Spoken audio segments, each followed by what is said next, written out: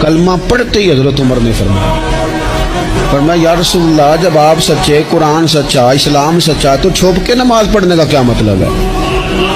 فرمایا ابھی تعداد ہی کوئی نہیں، 40 تو مسلمان ہیں۔ عرض کی حضور مہربانی کریں نا، آپ صرف اجازت دیں۔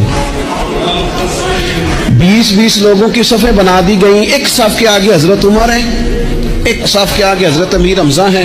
جناب عمر کہنے لگے چونکہ آپ اللہ کے رسول ہیں تو لہذا نماز بھی آج اللہ کے گھر میں پڑھی جائے گی۔ تو حضرت عمر بیت اللہ شریف کے بیچ کھڑے ہو کے نعرہ لگاتے ہیں، فرماتے ہیں میں عمر ہوں، تم مجھے بھی جانتے ہو، میرے باپ کو بھی جانتے ہو، تم میرا قبیلہ بھی جانتے ہو، میں نے پڑھ لیا ہے محبوب کا کلمہ۔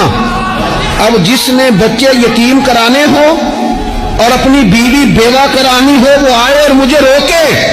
یہ محبوب اللہ کے ہیں اور گھر بھی اللہ کا ہے، تو نماز بھی آج اللہ کے گھر میں پڑھی جائے گی۔